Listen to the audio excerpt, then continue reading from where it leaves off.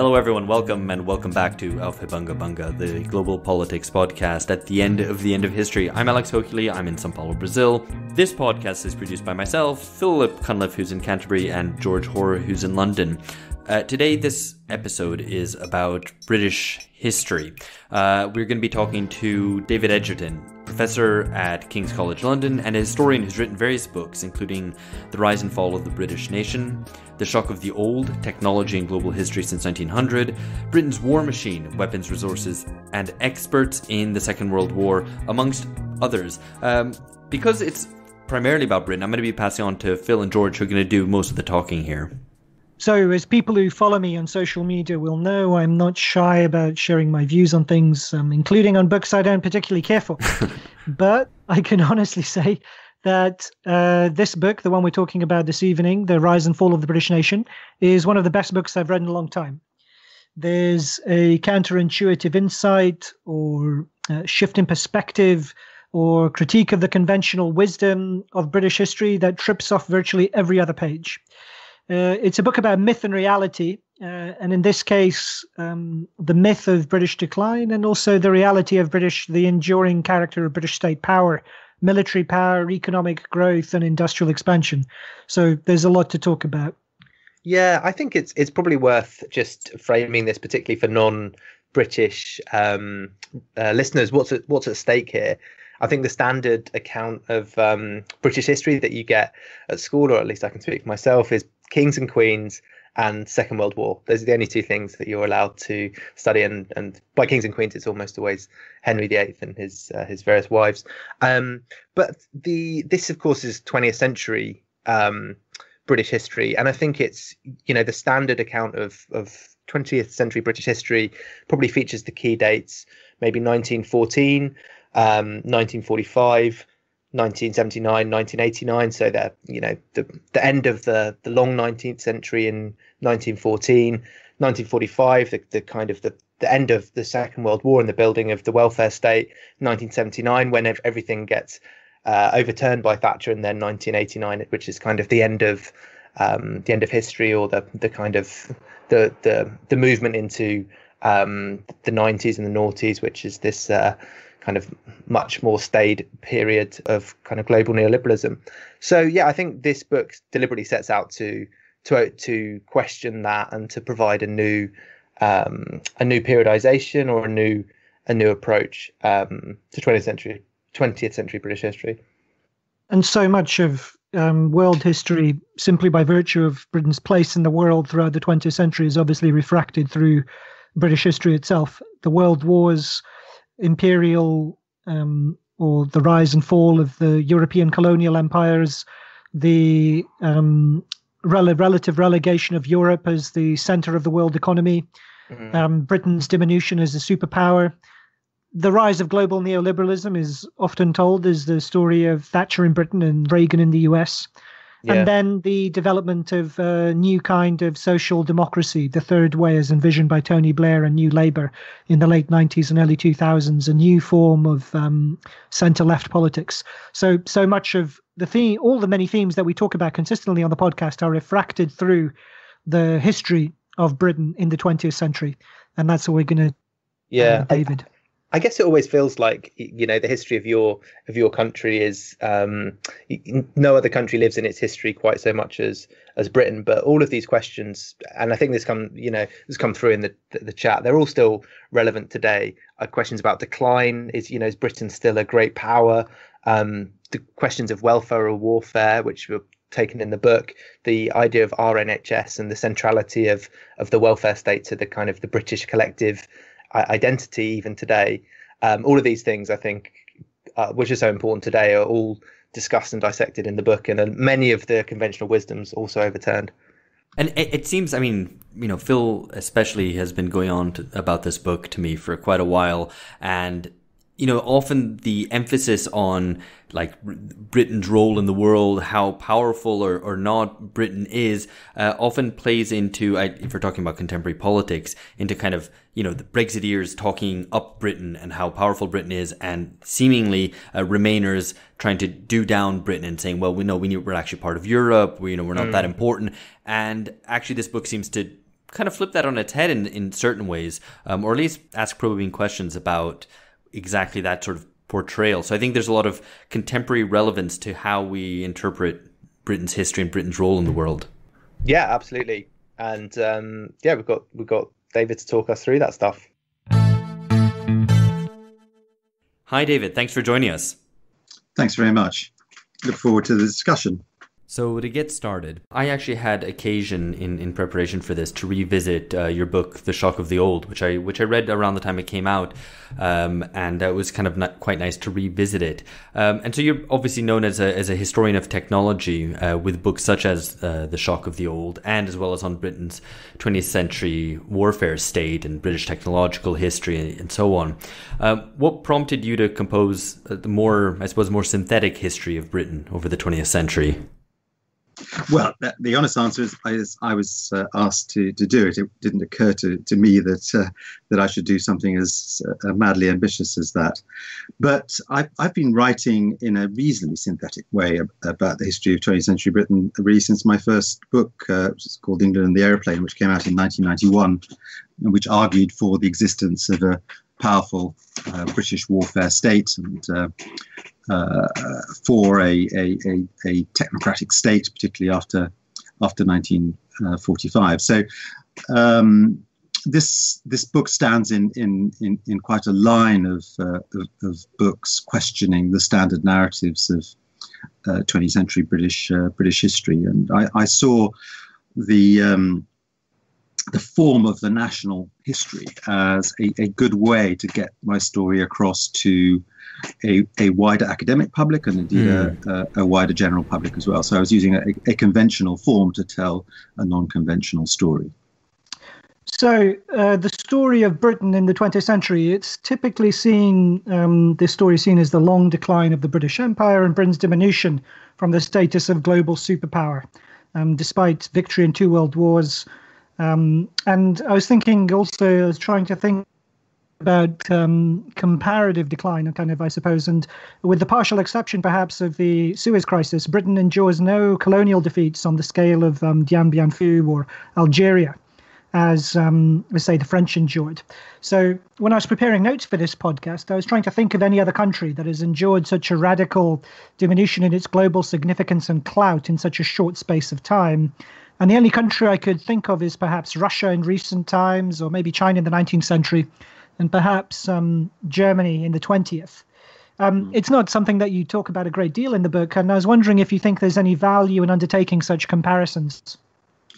I would add France to that list. I mean, relative decline is not unique to the British case. I mean, I think the book is comparative in lots of ways. I swear, don't advertise the fact. I think the comparative stuff is there, but the bigger point is that I think we generally take a very parochial view of British history, and if we made these comparisons, a lot of the sillier arguments would simply not arise. But let me just put in a slight caveat on your framing of the book, or as a contribution to a debate about decline. I mean, that's just part of the story, because there's a very, very, very strong strand of 20th century British historiography which is a positive story, and it's the story of the rise of the welfare state, at least until the Thatcher years. So we've had two stories running alongside each other, and indeed combined, the rise of welfare story and the decline of power story. And I want to criticize both stories, as well as the standard interconnected variant of these stories. So the whole thrust of your argument is and I obviously take your point, what you're saying about the rise of welfare and Thatcherism and so on. But a lot of the thrust of your argument seems to be to cut against the story of Britain's decline in the 20th century, and this narrative of declinism. Well, I'm not sure about that. You see, I think a lot of reviewers have seen it in that way. I mean, often people who still think that the declinist historiography is a living force. I mean, I think it isn't a living force. I think I and others disposed of it fairly effectively in the early 1990s. So I want, that's the reason I want to resist this framing of the book, because it engages in a way it doesn't engage in the decline debate, but it does engage in a lot of other stories, some of which are related to the decline debate, but the stories that stand on their own. I mean, the nature of the British nation, the nature of the British Empire, British exceptionalism, all sorts of issues. I hope come to the fore in the book, and it's certainly not framed around the decline issue. It is one of the literatures that I criticize, and I'd say two things about declinism. I think one is that it set out to explain something which didn't happen, the absolute decline of the United Kingdom, or versions of the relative decline which didn't happen either. And it typically explained that decline that didn't happen with explanations that don't work. Now, in most of the historiography today, the idea that Britain declined is not one that people entertain, so that people aren't setting out to explain the British decline. But a lot of the explanations of the British decline have acquired a life of their own. Certain kinds of stories about the British elite, about British schools, about British universities, about British business.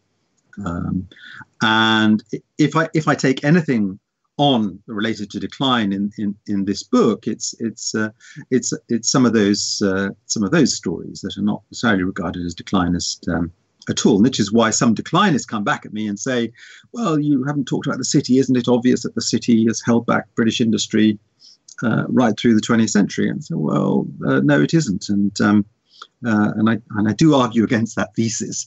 Isn't it interesting that you haven't noticed that, and so on?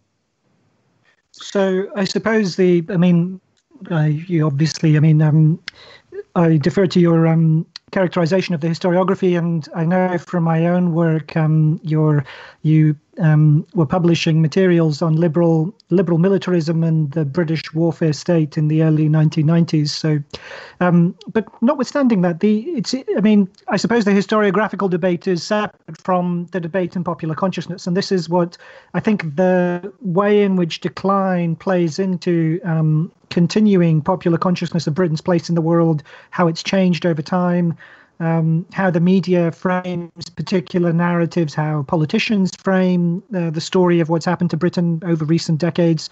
That still seems to me to be very powerful and important, independently of the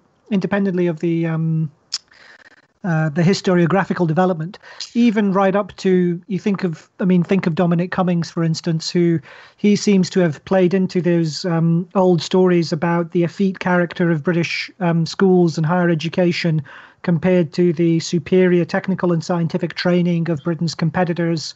So all of those tropes seem to me to be very present still in public debate.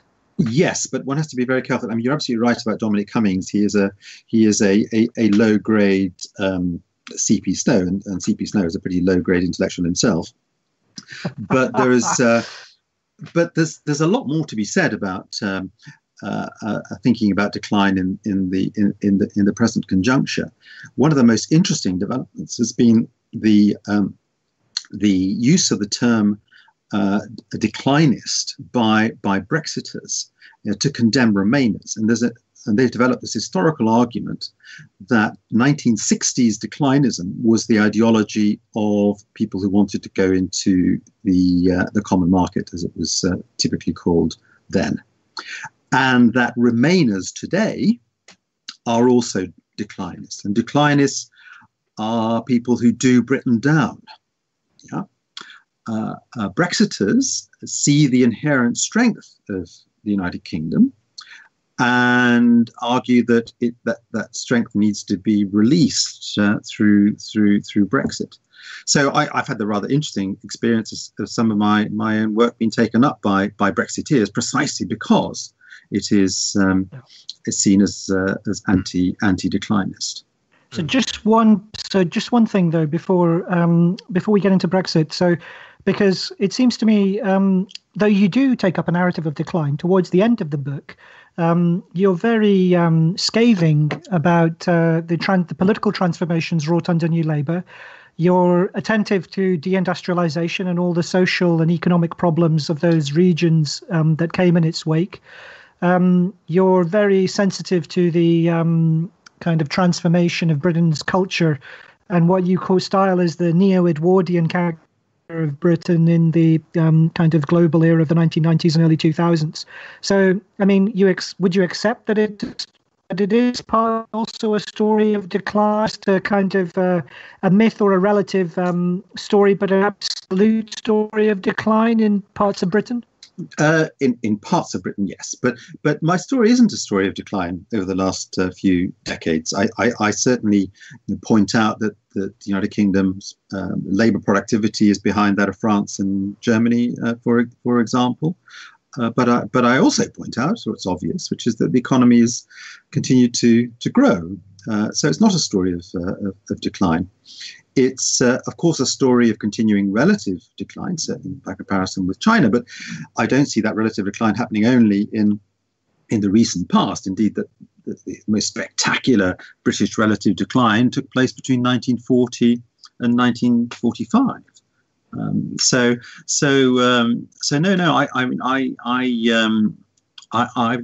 I hope my work takes us away from the whole decline an anti-declinist framing. So I don't see it as very, very, very productive.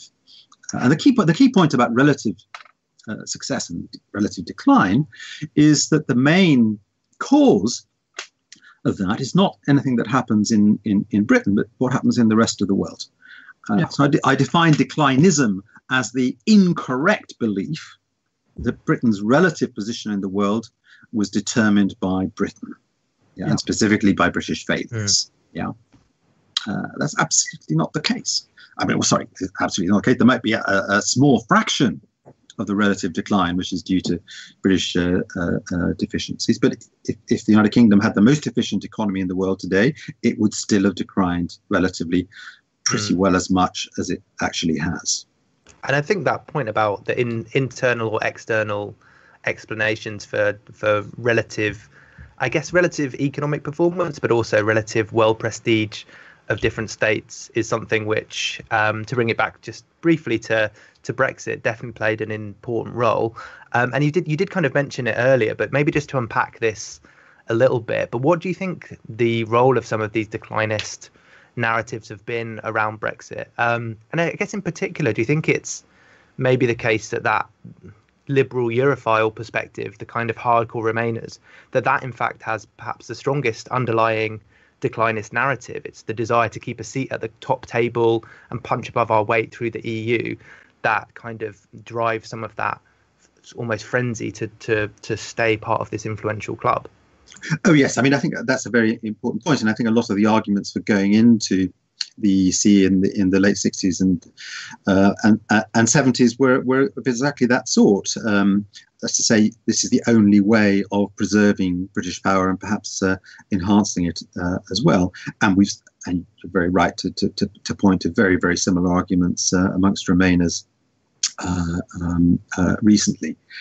But I think the most striking aspect of all this is really the Brexiteers taking up an anti-declinist position, because it's not an obvious position for them to take up. In fact, it's a rather silly one, because what it's saying is actually we've done very well since Thatcher while being in the EU.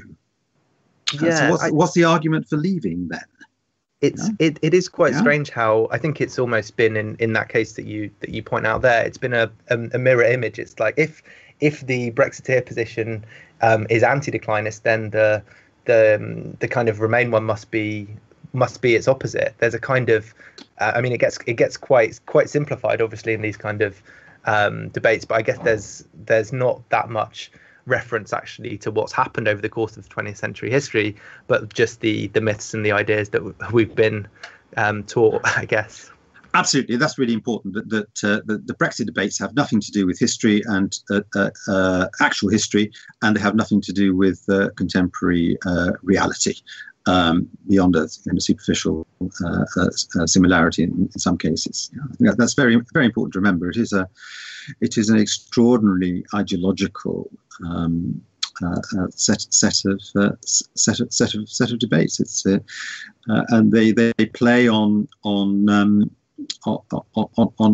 histories which are themselves very, very, very, very misleading, and actually different kinds of histories in rather complicated ways. And I think the Brexiteer ideologues tend to be free trading liberals who don't recognise the world has changed, that non-tariff barriers are more important than tariff barriers, and so on, and don't understand the relative decline of the United Kingdom, which is centrally important.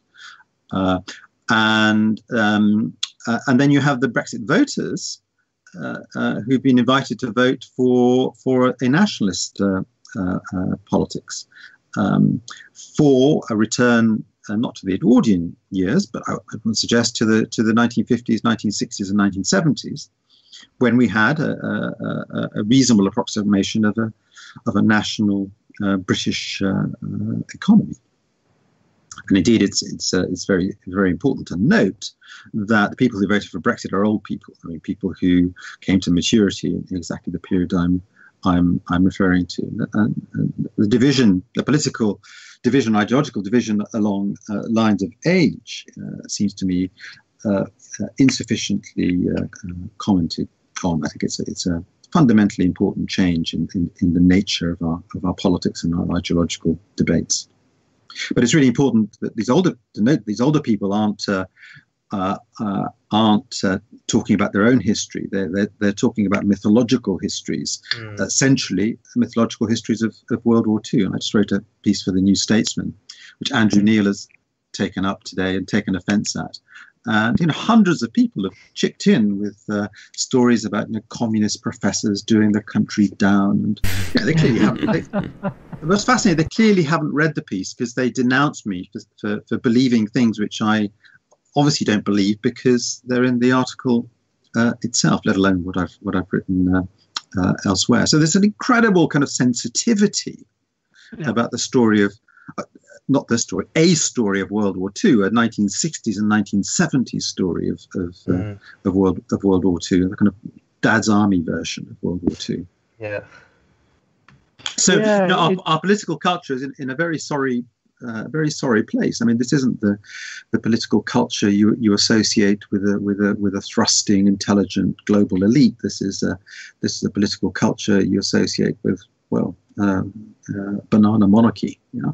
It's pretty low level stuff, isn't it? The low level of the elite and public culture in general is something I want to come back to. But just before that, I want to just briefly touch again on how declinism played out with certain factions on the left, kind of somewhat counterintuitively, because it's a story, I suppose, that's frequently associated with the right. But as you mean, we had a Twitter exchange about this, but also, you make a big deal of it in the book, is how important declinism was to the New Left Review, to the Communist Party earlier, when they championed British industry against British globalism and violence along largely nationalist lines, but especially later with the New Left Review. And they took the line, and I'm obviously abbreviating here, but that they saw the failure to crush the aristocracy as warping Britain's national development. And that seems to me to have kind of very specific implications for British left-wing politics, because that view of the Britain kind of lagging behind other industrial powers that had been more successful at modernizing, it seems to me that was that allowed them to stave off radical working class politics, because they were holding out for a fabled bourgeois modernization. and it made them sympathetic, I think, to all sorts of developments, such as New Labour's promises of constitutional renovation, the Charter 88 phenomenon, where there was the push to develop a written British constitution, which has been revived again slightly since Brexit. So all of that seems, the way in which the New Left Review adopted some of these narratives of decline seemed to me to have had important implications for how British left-wing politics played out in the last quarter of the 20th century. Yes, I very much agree with you. Let me preface my answer by saying that if I were kind of summing up what my book was challenging in the historiography, I would say two things. One, the social democratic rise of the welfare state story, which is the dominant academic story. Yeah? And secondly, the New Left Review, Perry Anderson, Tom Nairn story, developed in the early mid-1960s, which I take to be the richest intellectually of the framings of 20th century and indeed earlier British history. Yes, it's both those things. Now, I do challenge the Nairn-Anderson thesis, partly along the lines that E.P. Thompson challenged those theses in 1965. By stressing, as Thompson did, the importance of political economy and the importance of natural science to British ideology. These aren't characteristic of aristocratic formations, but in many ways as well. To answer your specific question, I make a kind of very kind of Latin American. Recherche Latin American joke about the left declinists, and that is that they're just like Latin American dependency theorists, dependistas, and what do they have in common? Actually, not Marxism, but nationalism. Yeah. Once you scratch below the surface, I realize I'm being controversial. Scratch below the surface. Dependency theorists and nationalists are fundamentally critics of free trade and proponents of Listian national development. Yeah. So my big argument against the New Left Review critiques of the 60s is they're basically nationalist critiques. And they are nationalists just as the Social Democrats are nationalists and just as many conservatives are nationalists. So anti-imperialism is a classic nationalist position. And you have anti-imperialists of the right in post-war Britain, Enoch Powell, and you have many anti-imperialists of the left. Much more obviously, but the critique of British imperialism is the same as the dependista critique of global capitalism. Indeed, imperialism is also the term that's used in that context, and that is that it's interested in itself, and systematically underdevelops the nation. It's exactly the same argument, So the Argentine left is saying the same thing as the British left, and indeed you can mount the critique that you just did, that the politics of these positions is to create a radical modernizing bourgeoisie. And indeed, it's no surprise that Perry Anderson in '64 and even perhaps into '65 was very keen on Harold Wilson, the classic bourgeois modernizer amongst British politicians of the centre left. Absolutely, and indeed, I mean, if this was part of their hope. I think in Perry Anderson has somewhat switched his views on British membership of the European Union, but their support for entry in the 70s was based, I think, as part of this justification of that it would help to modernise the decrepit old British state, as they always saw it. So yes, I have to look into that, but certainly, I think Tom Nairn is writing in the 70s on these questions is exceptionally interesting, exceptionally good. I mean, one of the very few analysts actually to to analyse the nationalism of the left. In fact, though he didn't take the argument to the extreme position I just have. So this occurred to me since we invited you onto the podcast. I read something came up on social media by Mike Davis, where he talked about how there's an Etonian clique at the heart of the New Left Review, and I wondered if part of the reason that the New Left Review was so taken with these narratives of decline, this kind of inverted nationalism, was precisely because they were such elite figures, so that they were all showering together when they're 11 years old with the rulers of the country or whatever, or people who would be rulers of the country. And I wondered if the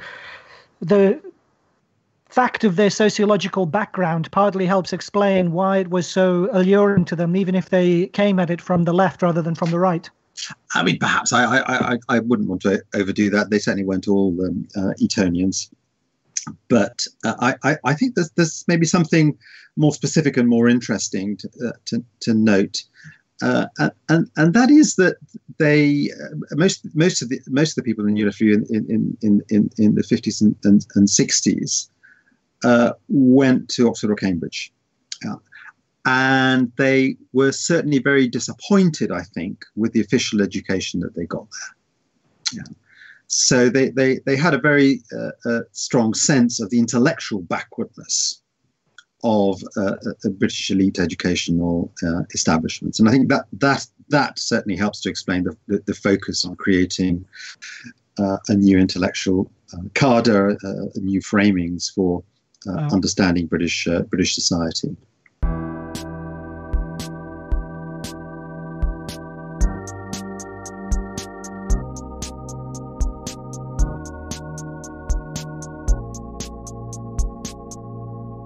One final question on declinism, which is to ask, how far did it help lay the grounds for Thatcherism? And if you could maybe talk us through how those debates parlayed into justifying the Thatcher project, and how far Thatcher succeeded in dispelling ideas of decline, or how far that was her political project at all.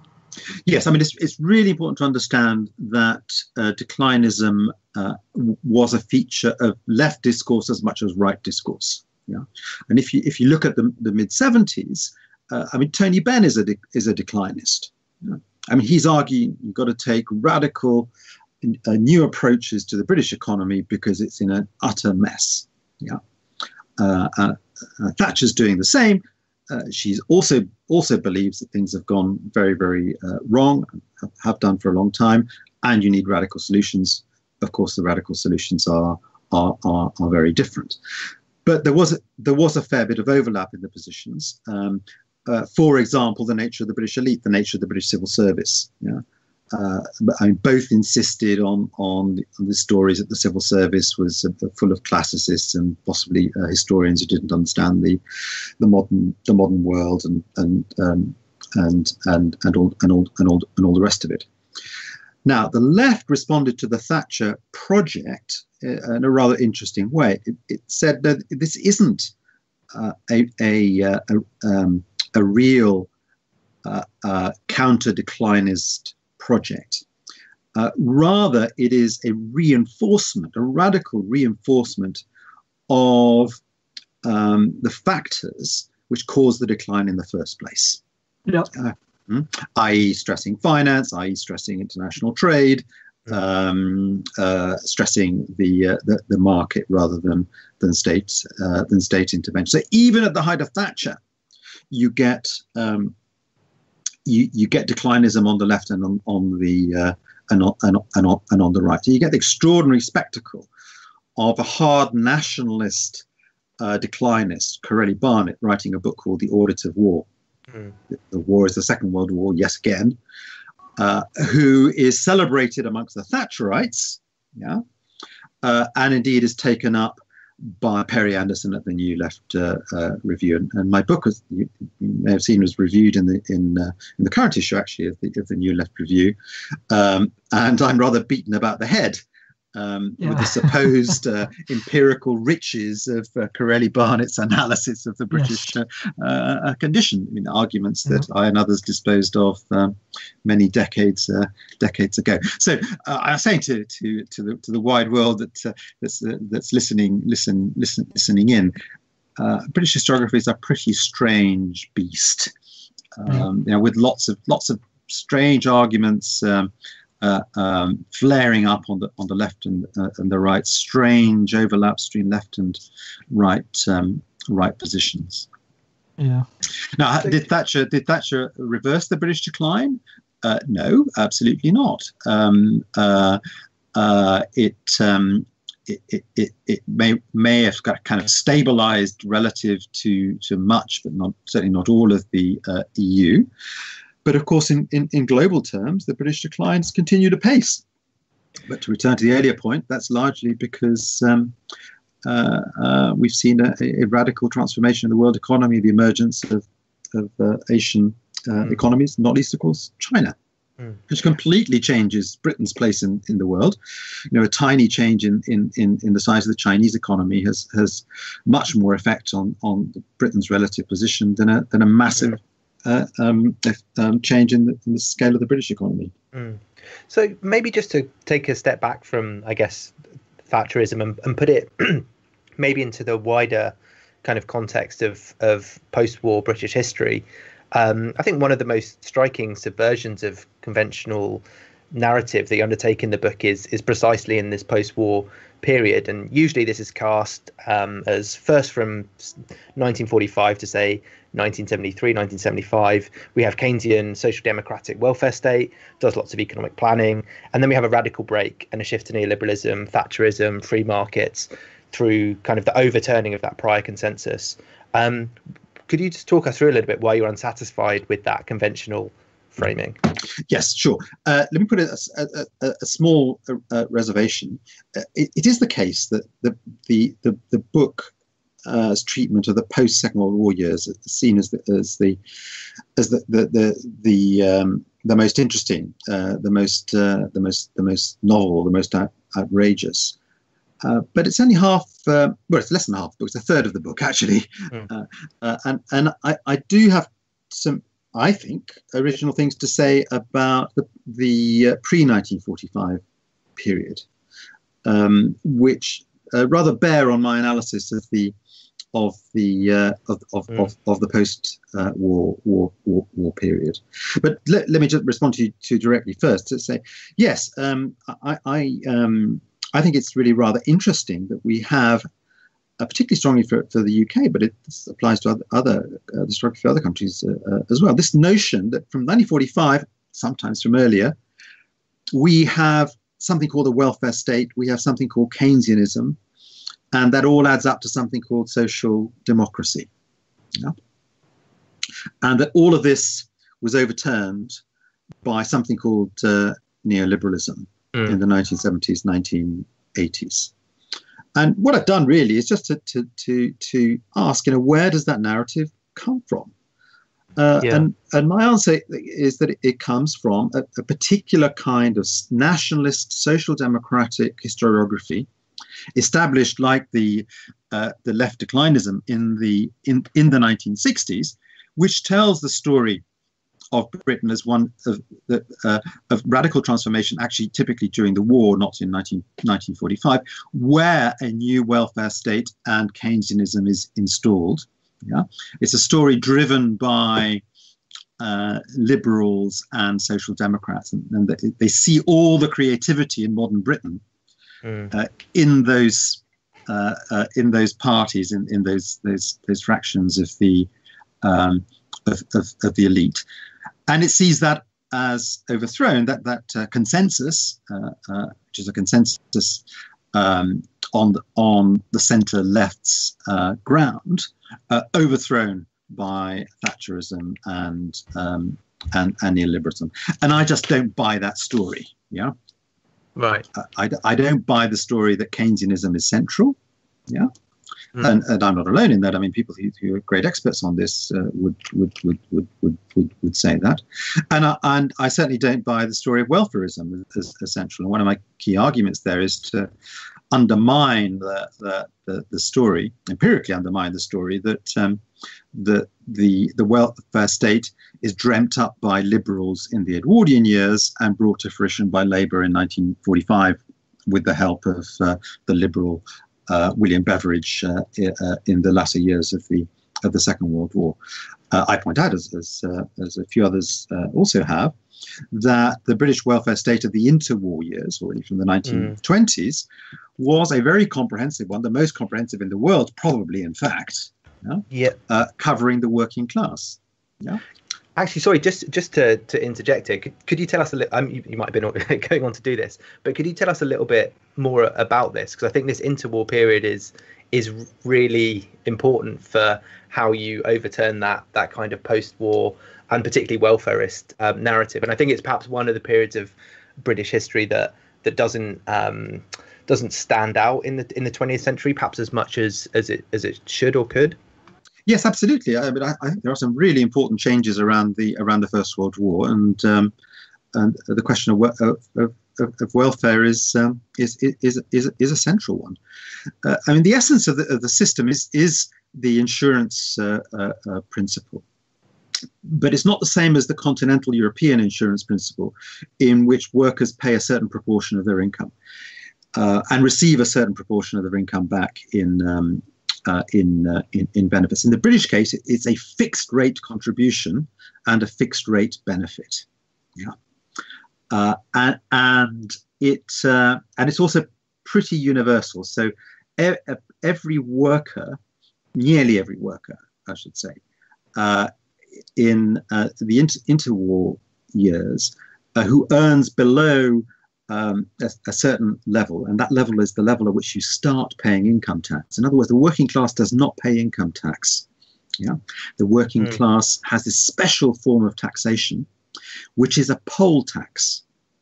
Yeah, well, there are two kinds of taxes. There's poll tax for welfare and consumption taxes, particularly on beer and alcohol and tobacco, both deeply regressive taxes. Yeah, that's the key point. Yeah, and the point about the insurance principle is that if you use a flat rate, the poorer workers will ensure that the contributions are kept low, and therefore the benefits are kept low as well. So it's an extraordinary system of that acts to automatically limit welfare expenditure.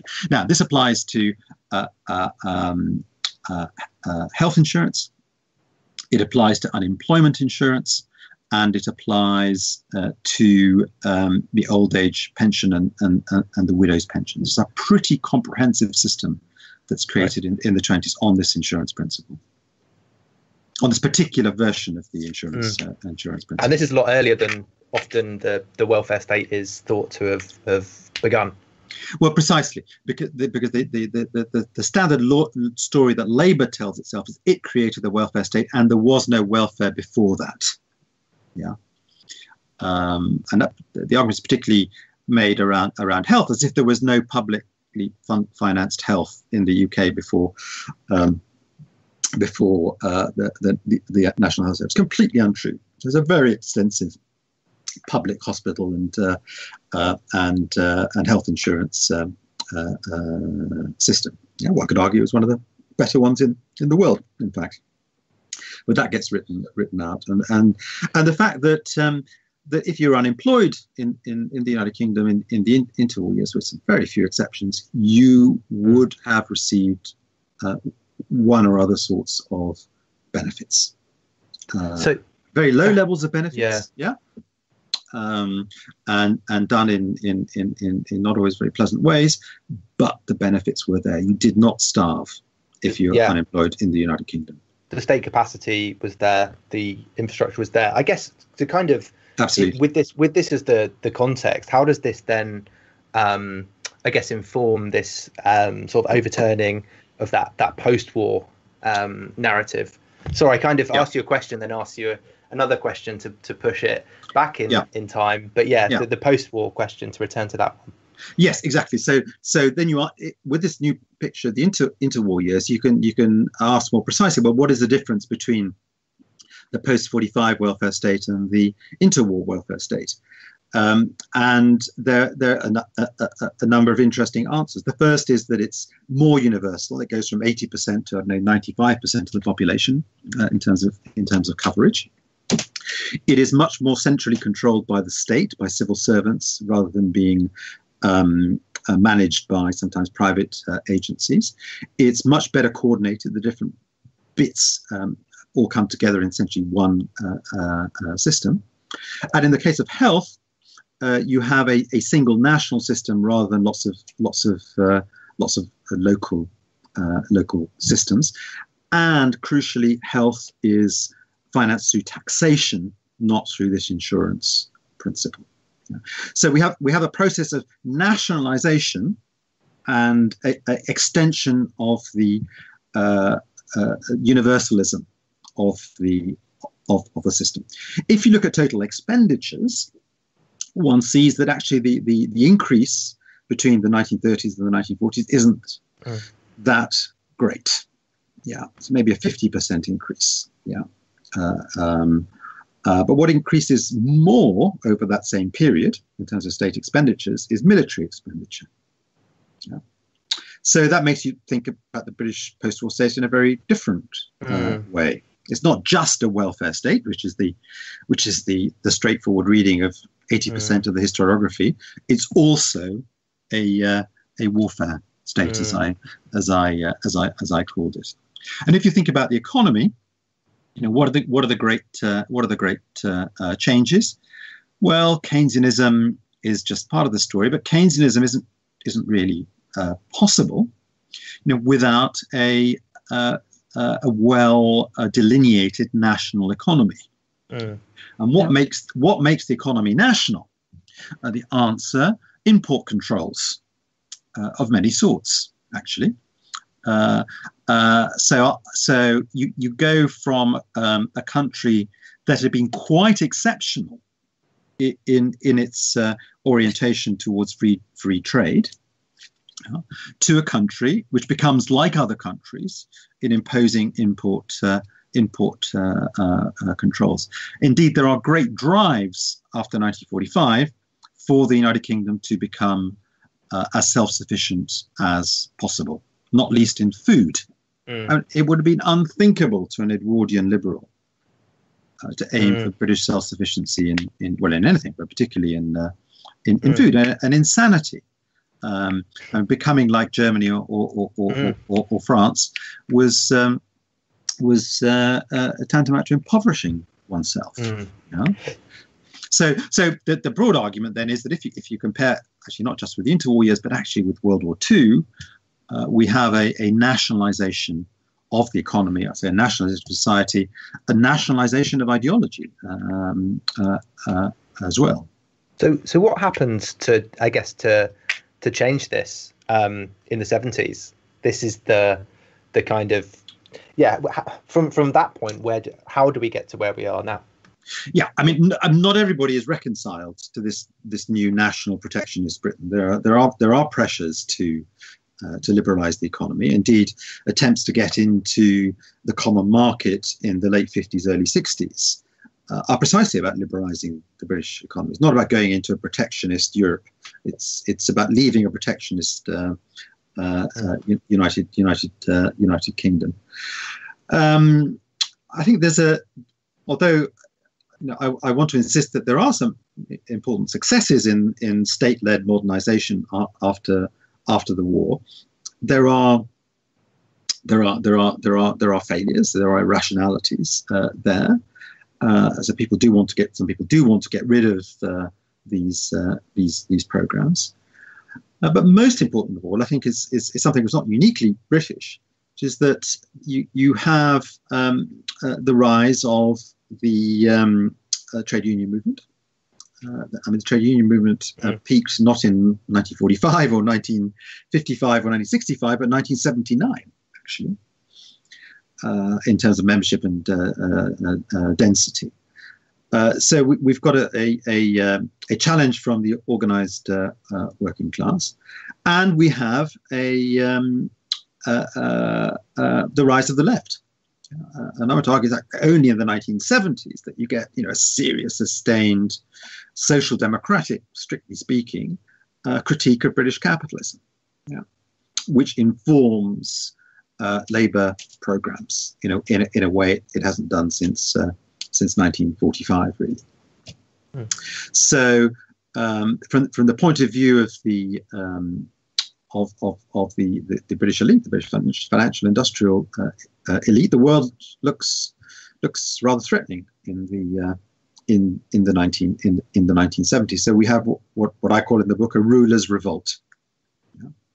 At a certain point, this elite says, we're not taking this anymore. We are going to counterattack, and they do that very, very, very effectively.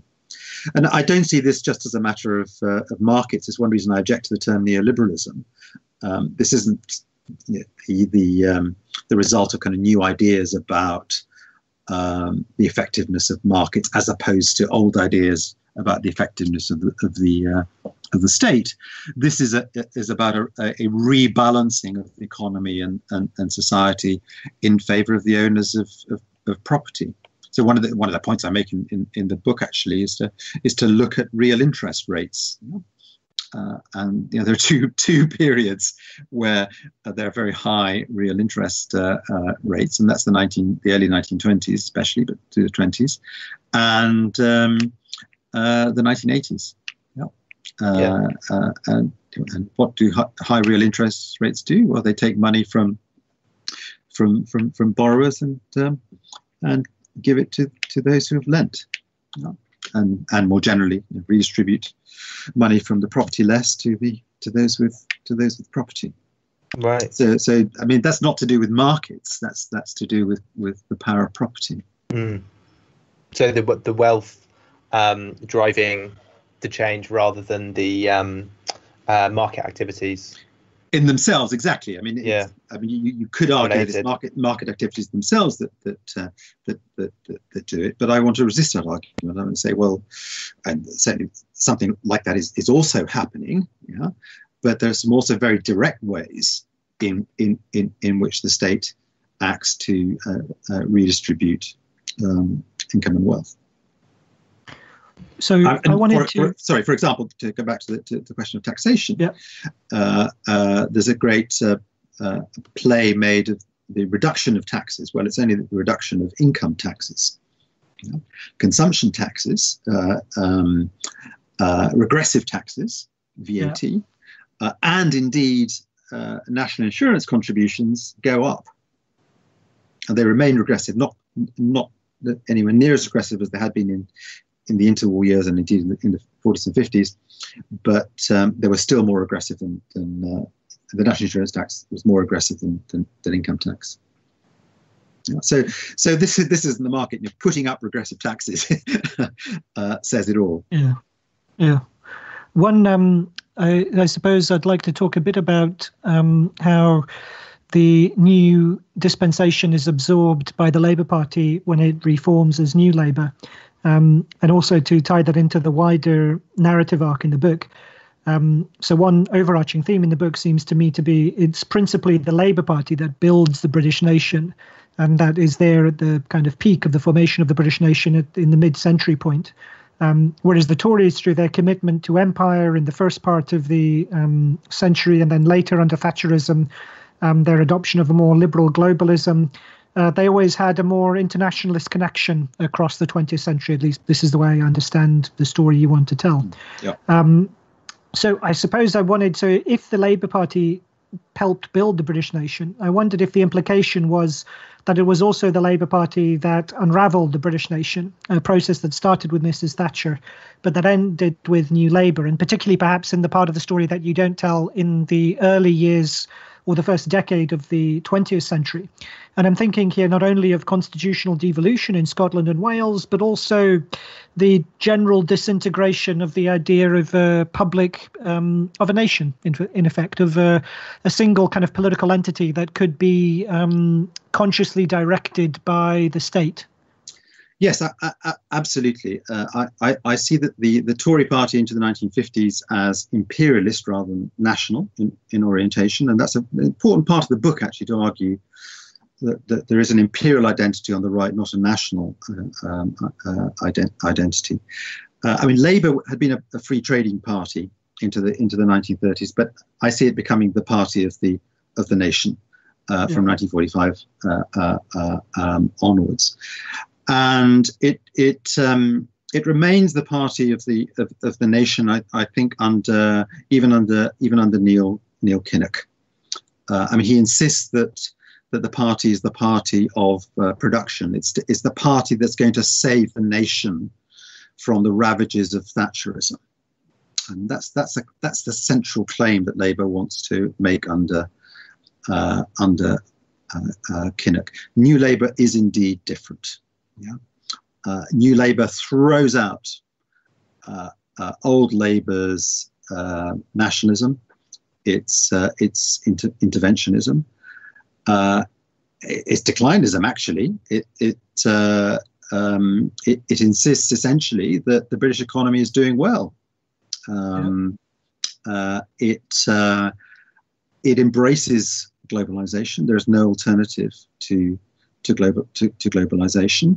It continues the privatization of key state functions, not least in health. The care homes, massively privatized under New Labour, not under the Tories. Actually, PFI schemes, strange financing systems for hospitals and schools, really only gets going under New Labour. So yes, New Labour undermines the capacity of the state to act.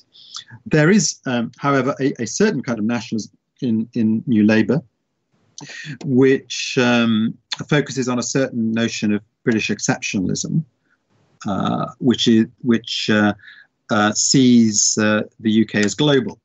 Yeah, so it's a kind of Edwardian liberal thing again. And global Britain is a phrase used by Gordon Brown, and Gordon Brown also wants to create a British nationalism as against a Scottish and a Welsh and an Irish nationalism. They can't possibly call it nationalism because, from his position, nationalism is only something that enemies of the United Kingdom or indeed the British Empire could possibly believe in. You cannot, by definition, be a United Kingdom nationalist because nationalism is bigoted and small-minded and insular, and the United Kingdom is by definition global, outward-looking and generally exceptional. So New Labour is a strange beast. It does have a certain nationalism, but also a very particular kind of internationalism, which kind of leads it into Iraq, for example. So just a question maybe on the, I guess, intellectual roots or precursors of New Labour. One fascinating trait that you develop in the book is how far so many of the themes that would become familiar under New Labour were actually developed in the old British Communist Party and its now defunct magazine Marxism Today. Could you tell us a little bit about this unexpected story? Yeah, well, maybe not the old Communist Party. I think, should we call it a new Communist Party of the late 70s and 1980s, the New Times Communist Party of Marxism today. They're not tankies, if I can use the vernacular. Yeah. Yes, there is development of the idea that we've gone into a radically new kind of capitalism, that we've left Fordism and we're now in a post-Fordist stage. We don't have mass production. We have something called flexible specialization. Consumption is the issue, not really production anymore. The the old manual working class is finished as a motor of history. Yes, and these are all things that are indeed taken up by the by New Labour, but I gloss it in the following way. I don't think these ideas, the new communists, were original to them. I mean, they were reading the bourgeois magazines and reframing existing stories a little bit. Just as Perry Anderson and Tom Nairn, were reading bourgeois magazines in the 1950s and 1960s and retelling those declinist stories in Marxist language. But yes, I'm obviously a critic of the New Times stuff, and indeed I was at the time. I remember people going on about the end of Fordism and the end of mass production at the very moment when the British state supports the Ford Motor Company, no less, in creating a massive car engine factory in Bridgend in South Wales, which I think is only just closed, actually. I mean, it's not about studying realities. It's about telling very particular stories. And one of the things I have to try and do in the book is to study economic, material realities, whether it's trade or production or armaments, because I think they tell a very different story to the stories that we get, from reading the monthlies, from following parliamentary debates. I think the old British elite was very knowledgeable about industry and imports and exports and armaments and all these things, and concern about these things was central to their administrative and political practice. But that's no longer the case. I just want to throw in another question before we wrap up with our final question, but would you accept what would be, so the declinist case about the British elite in the past, that they're all, like we said, kind of effete classicists who don't understand industry and commerce and logistics and organization and so on. Is that a better characterization of the British elite now? I mean, not necessarily classicists, but this that they're all PPEists, that they don't have the kind of the Cummings vision of the British elite and the cadre of the civil service. Are they decayed, would you think, by the standards of the past? I mean, you're certainly right that I take the view that the old elite is not as it was characterized by Cummings and so on. The new elite is a very different elite. I think it is relatively less competent compared to the elites of other countries, and I don't say that because I suddenly turned into a declinist. I think it's itself a product of relative decline and a product of the particular political economy that has been followed over the last 20 or 30 years, where you effectively hollowed out the ability of the state to act. I say one could have had a very different kind of state elite, but I think the point about competence is a lack of competence is an important one. I mean, if I'm to caricature, if the British might well have had an image of themselves, at least the political and administrative class, as being superior, sophisticated kind of men of the world in the 1950s and 1960s, and might well have regarded at least some continentals as romantic and delusional and corrupt and playing to the gallery. I mean, in the view of, and I mean, people around the world might have shared elements of that caricature, but today the picture is self-evidently very, very, very different. That people like Michel Barnier look like a British figure from the 1950s and 1960s, and David Davis and Boris Johnson and Liam Fox look like dodgy Southern European politicians of British caricatures of the time. And I think there is a genuine reversal there, which has certainly not escaped the attention of foreigners. Yeah, I mean, it is. I think the older elite would have been revolted by the current crop. Indeed, are. I mean, you only have to look at people like Nicholas Soames and Chris Patten and so on, to see that they don't see themselves in this current generation. Yeah. So, last question is, I suppose, to see if it's possible to find the beginning in the end, or the end in the beginning, because you note that by the end of the 20th century, or the eve of the 21st, it seems to be something of a return. Well, I say you note. I mean, this is the way I read the story, or the narrative that you tell. It seems a return to the start of the 20th century for Britain. So London is basking in this neo-Edwardian kind of cosmopolitan glamour with its haute cuisine. British capitalism is globalized again. Britain is involved in all these small imperial wars again as part of a liberal globalist vision. It's no longer the center of the world, and its wealthy elite are Indian and Russian oligarchs rather than British industrialists and financiers.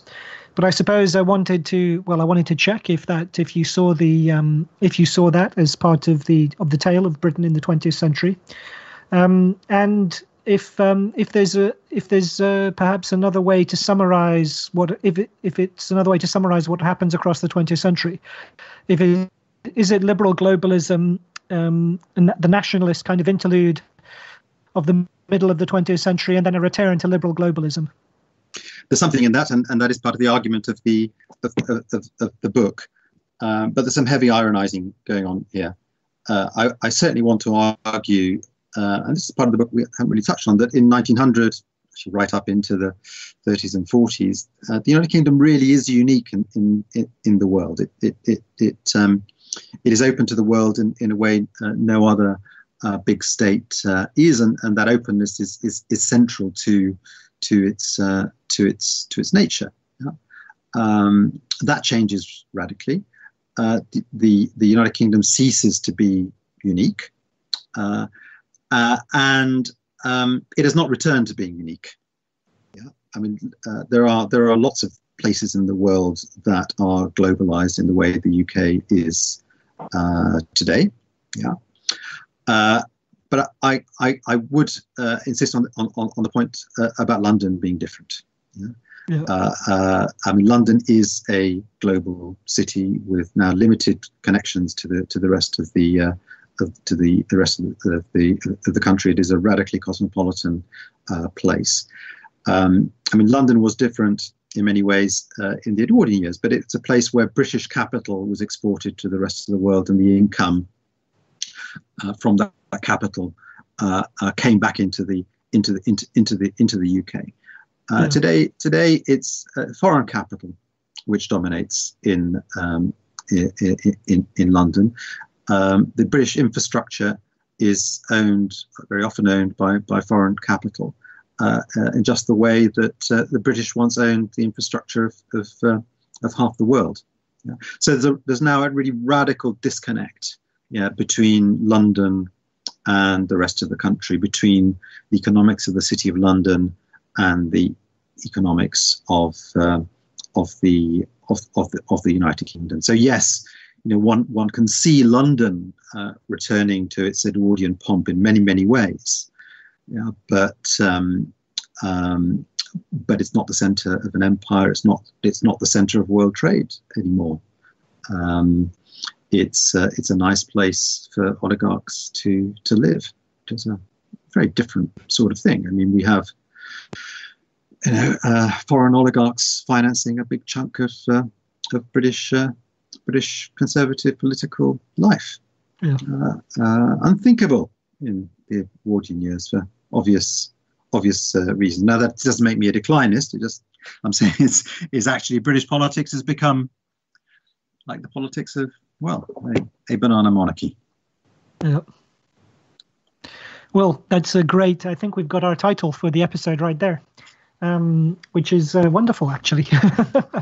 Banana Monarchy is a great. That's a great line. Have you used it anywhere else yet? I used it in an article in The Guardian last year. All right. Well, we can. Yeah, but you can use it again. Yeah, we'll use it. We can repurpose. Yeah, absolutely. It's not been taken up really. So fine. Yeah. Time for it to be podcasted then. Well, thank you very much, David. That's been really it's been really wonderful to have you on, and it's been great to talk through the book. It's been a great conversation. Thank you very much for your most interesting questions, all of you.